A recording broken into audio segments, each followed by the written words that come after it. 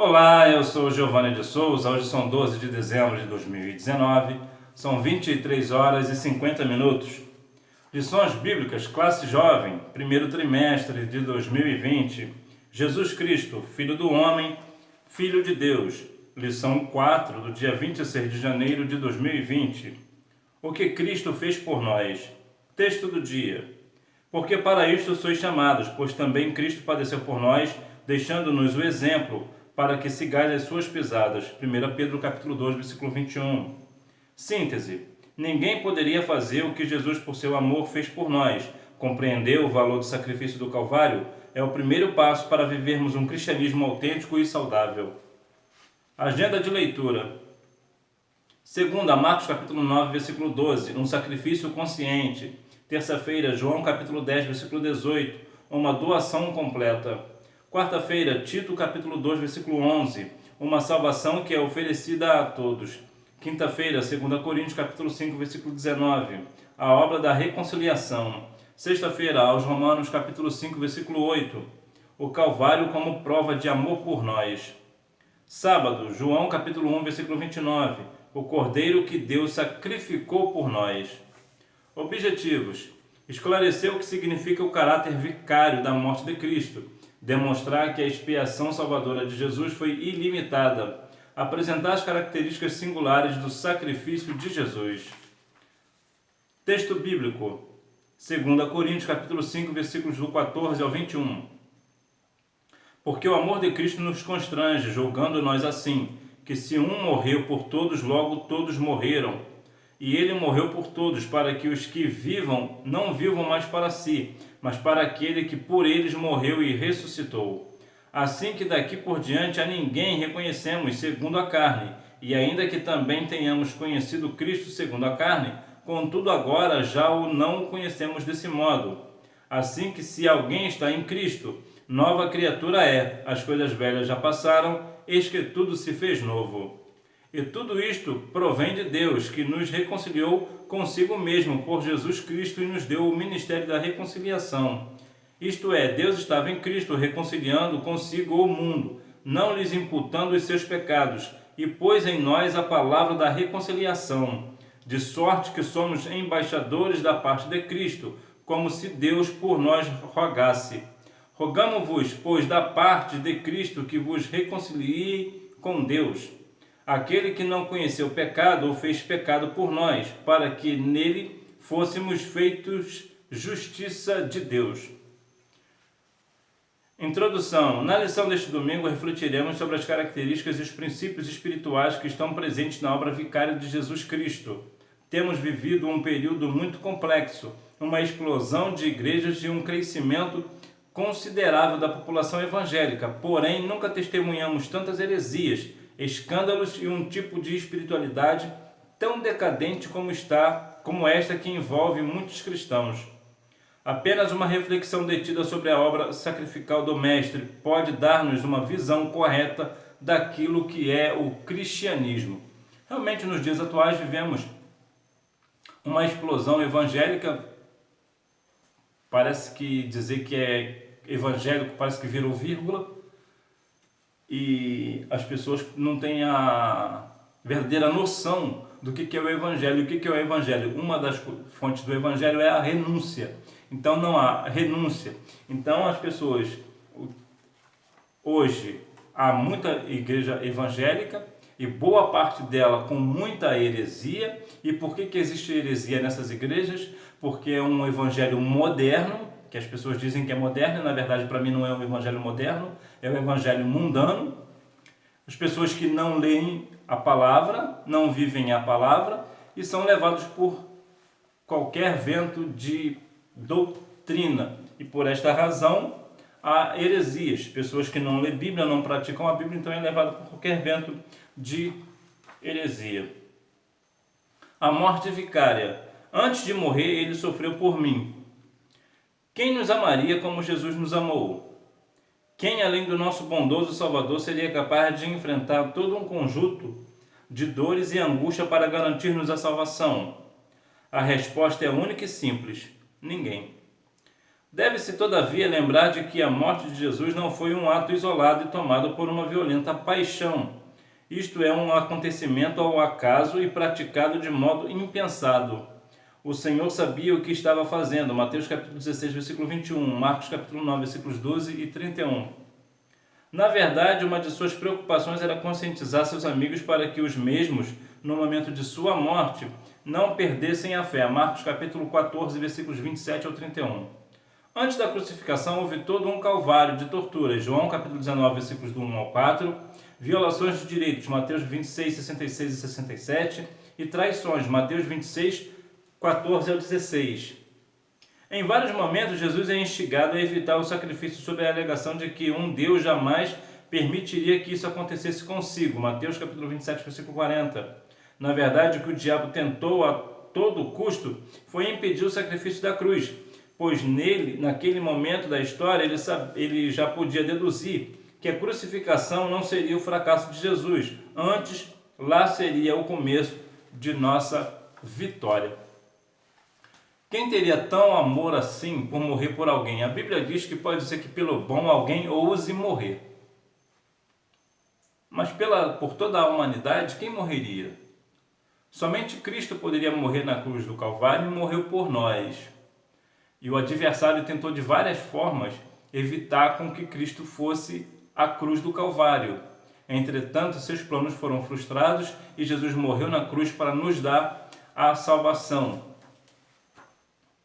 Ele entregou-se completamente. Uma das heresias mais antigas que o cristianismo precisou enfrentar foi a afirmação de que Jesus não sentia nada enquanto estava no processo de crucificação. Esta era uma tese do gnosticismo. Para os adeptos dessa corrente herética, especialmente no evento do Calvário, Jesus não experimentou sofrimento algum, isto é, não sentiu dor física. Ora, se não havia corpo material, não existia sofrimento, e sem dor os momentos da crucificação passaram-se sem qualquer incômodo para o Salvador. João é uma forte voz de denúncia contra a heresia gnóstica. 1 João capítulo 4, versículos 2 e 3, 2 João 7. Outra vertente do gnosticismo defendia que a ressurreição de Jesus teria sido apenas espiritual e não corpórea, uma vez que para esse grupo herético o corpo era a sede de todos os males e deficiências da humanidade. Essas duas heresias procuram atacar a importância do sacrifício vicário de Jesus, pois se não houvesse plena identificação de Jesus conosco, nossa salvação não seria possível. Aos Hebreus capítulo 2, versículo 18, 1 Pedro capítulo 2, versículo 24, 1 Pedro capítulo 3, versículo 18. Por outro lado, como bem já afirmou Paulo, se a ressurreição não fosse uma realidade, não haveria qualquer sentido na fé cristã. 1 Coríntios capítulo 15, versículos do 13 ao 21. A cruz de Cristo. Há pessoas que, mesmo nos dias atuais, continuam afirmando que Jesus não morreu na cruz, que tudo aquilo foi encenação, que tudo aquilo não foi uma verdade, aquilo foi uma história, fantasioso. Entretanto, a Bíblia nos afirma que Jesus morreu na cruz do Calvário por nós. E outros dizem que foi uma crucificação que Jesus não teria sentido dor.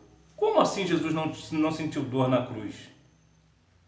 Uma vez que o próprio Cristo disse: Senhor, afasta de mim este cálice, todavia seja feito segundo a sua vontade. Em outras palavras, Jesus sabia do que ele ia passar. Ele sabia o sofrimento que seria. Então, as pessoas não querem aceitar esse sacrifício de Cristo. Por quê? Porque não aceita Cristo como Salvador. Acreditam em tantas coisas, mas não acreditam no Cristo. Assim como ele fez, façamos nós também.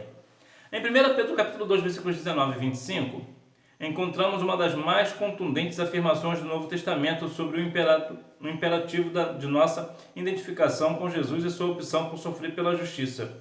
Há em nossa sociedade contemporânea, de modo especial na brasileira, um anseio coletivo por justiça. Esperamos que as instituições cumpram seu papel social, que os governos empenham-se no serviço da população e que as leis e julgamentos espelhem o desejo de um mundo melhor. Infelizmente, não é o que constatamos. A visão que opera neste tempo está morta e enterrada em uma estrutura maligna. 1 João capítulo 5, versículo 19. Por causa disso, muitos justos e santos padecem em virtude de procedimentos imorais.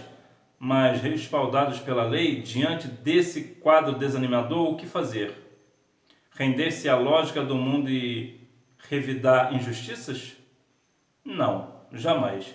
Devemos encarar nossa chamada martírica, isto é, nossa simultânea vocação de testemunhas e mártires, e desta forma manifestar Cristo o tempo todo nesse mundo, e se necessário sacrificarmos-nos, assim como Jesus, pela justiça, verdade e bondade. O sacrifício de Jesus é único e insuperável, e nossa doação deve ser contínua e resignada. Nos dias de hoje, talvez nunca se precisou tanto de justiça, principalmente na nossa sociedade brasileira. Entretanto, há algumas pessoas que se levantam contra o Evangelho, e isso é natural que aconteça. Jesus disse que nós iríamos padecer pelo seu nome, então não estranhe que tal coisas, ofensas e perseguições religiosas venham até ti, porque isso é natural. Até os nossos irmãos antigos, como diz Pedro, também passaram por tais coisas, e isso será sempre assim até a volta de Cristo. Mas o que muitas das vezes eu vejo são cristãos que muitas das vezes perdem tempo para falar, ir para a rede social, por exemplo, para falar de A e de B que está perseguindo a Cristo e a religião, o cristianismo. Mas Jesus não falou que nós iríamos passar por essas coisas? Então por que nós perdemos o nosso tempo para fazer essas coisas? Na bem da verdade é a seguinte: se nós nos colocarmos diante de Deus em santidade e consagrar a nossa vida, o próprio Deus vai tomar conta desse negócio. O próprio Deus vai agir com justiça. É o próprio Deus, até porque a obra é dele. A expiação e a salvação. O ato expiatório define-se como uma atitude realizada com a finalidade de tirar de sobre alguém ou de si a culpa que lhe é atribuída. Segundo a lógica social do povo de Israel, não bastava a alguém que cometeu um delito a restituição ou restauração proporcional do dano causado ao seu próximo. Êxodo capítulo 22, versículos do 1 ao 15.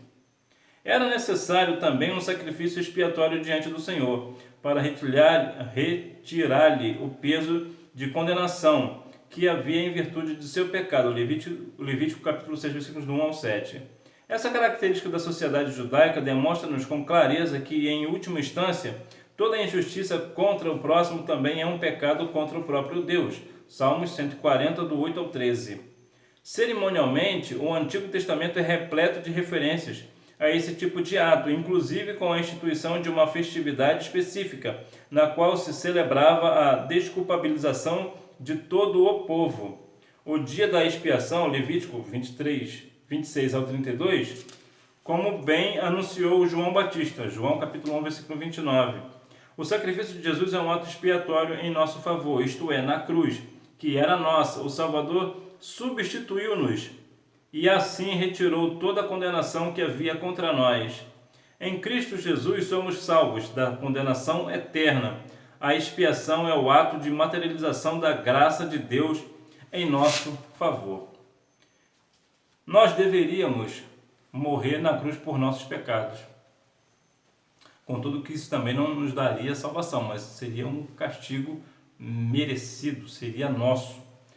Mas Jesus nos comprou com alto preço, que foi o seu sangue. Ele pagou o preço por nós. Então ele sofreu por nós, teve todo um sofrimento até a cruz do Calvário. Antes da cruz teve algumas situações a qual Jesus sofreu, e sofreu por amor de nós. Um amor que não tem limites, ou sobre a expiação ilimitada. Um dos pontos centrais de nossa soteriologia é a defesa de que o sacrifício expiatório de Jesus tem amplitude universal. Dito de outra forma, a defesa da expiação ilimitada implica a crença de que, através da morte de Jesus na cruz do Calvário, a humanidade inteira ganhou a oportunidade de reconciliar-se com Deus. 2 Coríntios capítulo 5, versículo 19. Cristo não se sacrificou apenas por alguns, mas por toda a humanidade. 1 Timóteo capítulo 2, versículo 4. Um dos títulos pelos quais Jesus é chamado na Escritura é de Salvador do mundo. João capítulo 4, versículo 42. Aquilo que era impossível de ser recebido por qualquer indivíduo. Marcos capítulo 10, versículos do 23 ao 27. Uma vez que estávamos afastados de Deus em virtude de nossas transgressões e ofensas. Colossenses capítulo 2, versículo 13. É graciosamente oferecido a nós por Jesus Cristo. O que o Mestre realizou é tão inacreditável que chega a nos constranger. Impulsiona-nos a tomar uma atitude, tamanho é o seu amor por nós. 2 Coríntios capítulo 5, versículos 14 e 15. Por esta ação do Salvador, torna-se mais evidente ainda a culpabilidade daqueles que rejeitam o valor da expiação. Aos Hebreus capítulo 5, versículo 9. Marcos capítulo 16, versículo 16. Não restando a esses nada a mais que uma terrível expectativa de condenação e morte. Aos Hebreus capítulo 10, versículos 26 e 27. É estranho até dizer que ninguém vai ao inferno por seu pecado. O que nos condena ao pecado, ao inferno, não é o pecado que cometemos, mas o perdão que nós não queremos receber de Cristo. É isso que leva. É como se fosse uma chave. O perdão de Cristo é a chave da cela. E muitas das vezes, nós vemos isso aos montes, demais. Pessoas que não aceitam a Cristo, não aceitam o perdão de Cristo. Preferem morrer sem a salvação do Senhor. E a Bíblia vai falar aqui, em 1 Timóteo 2,4, que Jesus morreu por toda a humanidade.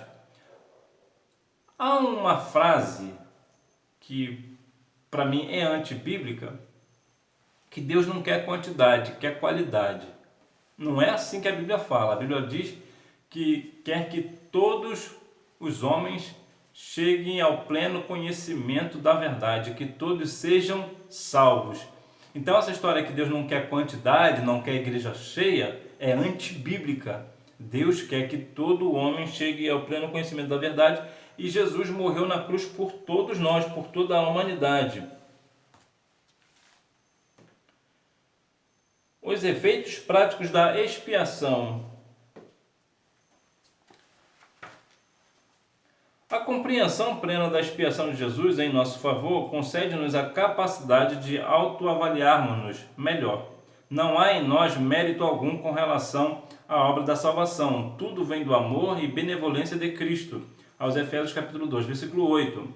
Por isso, todas as vezes que nosso inconformado coração quiser murmurar diante de Deus, por não ter alguma coisa que muito tenha desejado, devemos lembrar que aquilo que era necessário para a nossa felicidade já temos recebido de Cristo, a salvação. Lucas capítulo 10, versículo 20. O resto é efêmero, transitório e passageiro. Marcos capítulo 4, versículo 19. Toda a humanidade havia se extraviado em virtude do pecado. Aos Romanos capítulo 3, versículo 23. Porém, a expiação de Jesus é exatamente para toda a humanidade pecadora. 1 Timóteo capítulo 1, versículo 15. Na perspectiva da salvação, somos todos iguais, pois sendo universalmente não merecedores, o Mestre sacrificou-se pelo mundo inteiro. Há pessoas que dizem que está pagando o preço para entrar no céu. Engraçado, eu pensava que foi Jesus que pagou o preço na cruz. Nenhum sacrifício nosso, nada que façamos, nos dará a salvação. A Bíblia diz em Efésios 2,8 que isso não vem de nós, é dom de Deus. Não de obra, para que ninguém se glorie. Toda a salvação nossa vem de Cristo, é a fé em Cristo Jesus. Mas infelizmente há muitas pessoas que pensam que a expiação de Cristo parece que não é muito necessária, precisa de uma ajudazinha. Mas não é assim que a Bíblia nos mostra. O valor do sacrifício de Cristo, uma dívida que ninguém mais poderia pagar. Nossa condição de queda era algo impossível de ser superado por nós mesmos. Dito de outra forma, não havia nem há nada que pudéssemos fazer para alterar nossos estados de filhos da ira. Aos Efésios capítulo 2, versículo 3. O rumo natural de nossa existência, contaminada pelos efeitos da queda, nos conduziria a uma eternidade de condenação. João 3,18. A possibilidade de algum tipo de sacrifício substitutivo estava bem distante da realidade, uma vez que todos estávamos encerrados debaixo da prática costumaz do pecado. Salmo 51, 5. E por consequência destinados à condenação. Aos Romanos capítulo 3, versículo 23.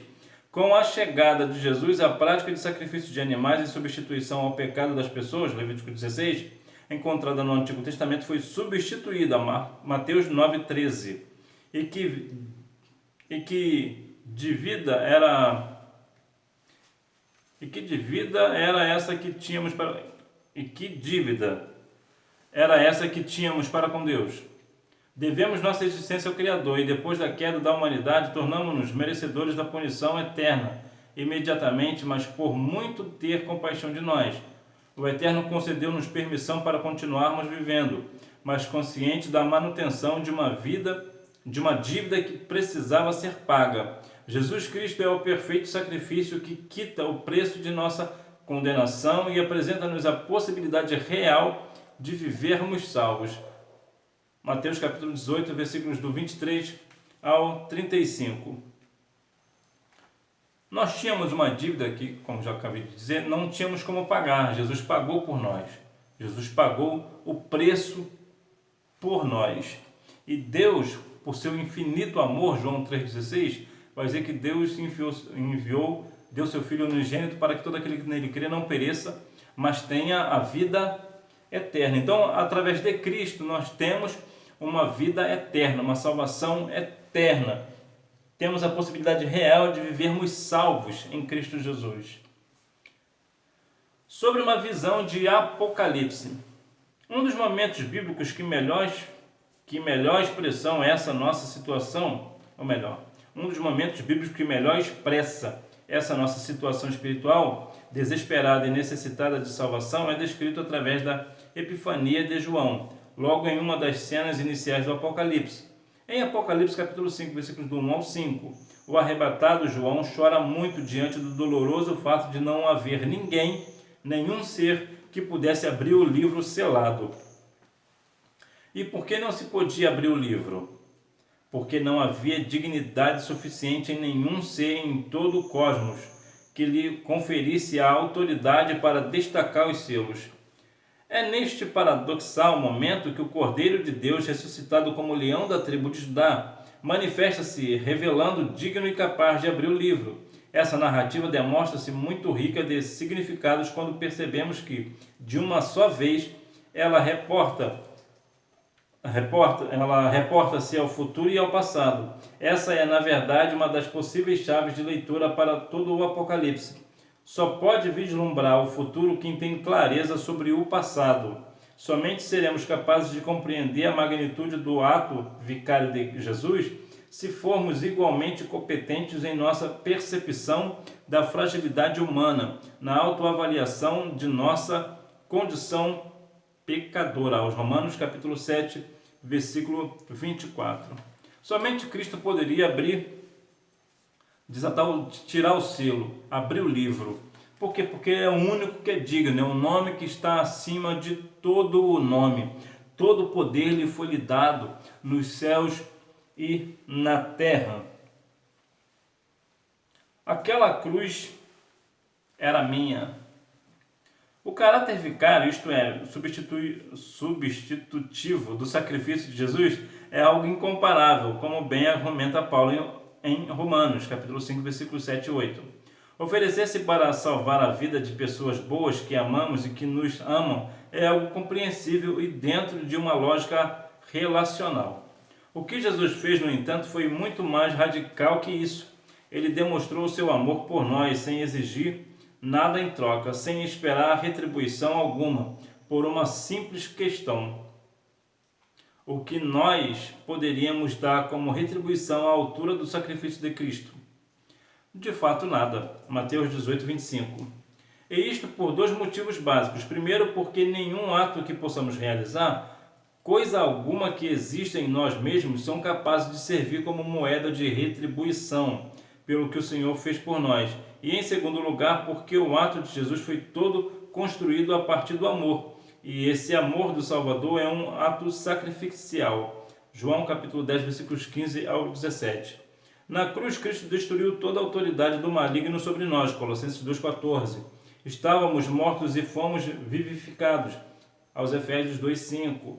A nossa cruz Ele carregou, a nossa dor Ele sofreu, a nossa vitória eterna Ele alcançou. A cruz era nossa.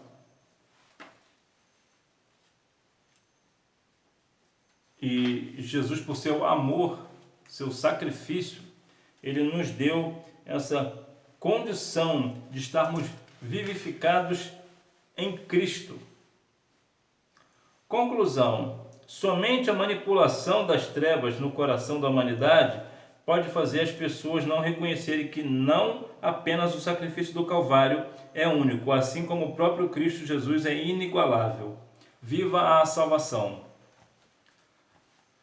Nos dias atuais, nós vemos há pessoas que acreditam que o momento de Cristo foi algo fantasioso, foi uma paixão violenta, de repente, mas não foi nada disso.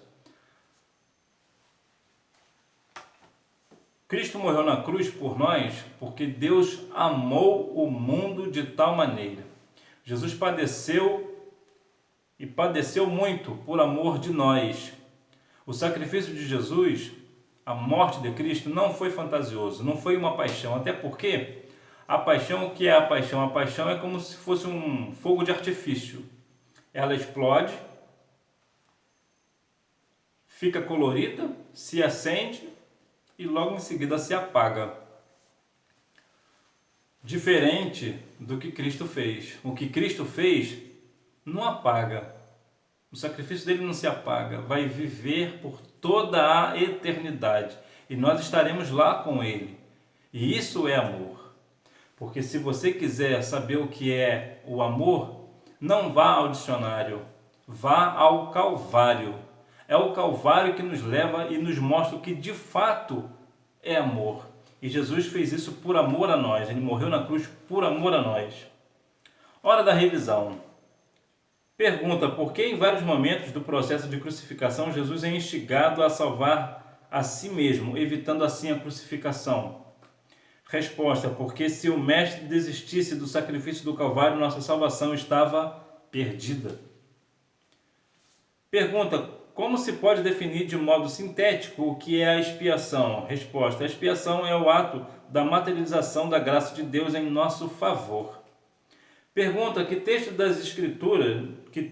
da Escritura podem ser utilizados para fundamentar a doutrina da expiação ilimitada? Resposta: Tito 2:11, 1 Timóteo 2:4, 2 Coríntios 5:19, João 4:42. Apresente 3 efeitos práticos derivados da obra da expiação. Resposta: concede-nos a capacidade de autoavaliarmos-nos melhor, demonstra o quanto somos universalmente iguais e denuncia que todo tipo de arrogância e presunção é fútil. Pergunta: por que não somos capazes de oferecer nada a Jesus em troca de seu sacrifício vicário? Resposta: primeiro, em virtude de nossa condição pecaminosa, e em segundo lugar, porque tudo que Jesus fez foi por amor, sem exigir nada em troca. Tudo que Jesus fez foi por amor. E Jesus certa vez disse que amai-vos uns aos outros, assim como eu vos amei. Que a Igreja de Cristo venha voltar a esse sacrifício, venha voltar ao primeiro amor, a valorizar de fato o sacrifício de Jesus na cruz e colocar este amor em prática. E que é este amor? É ir para a rede social e brigar com A e com B, ou tribunais, porque estão falando do Evangelho de Cristo? Estão difamando o nome de Deus? De maneira nenhuma. Nosso amor precisa ser de um para com o outro, tanto cristão como não cristão. Nós precisamos ir e levar o Evangelho a toda a criatura, continuar proclamando que Jesus é o Salvador. Foi Ele quem morreu na cruz do Calvário para que nós venhamos ter a salvação. Porque enquanto nós estamos brigando com A e com B, porque fulano ou a fulana falou isso ou falou aquilo, fez isso ou fez aquilo contra Deus, o mundo está perecendo. Que Deus em Cristo continue abençoando a sua vida e tenha uma boa aula e até a próxima. Tchau!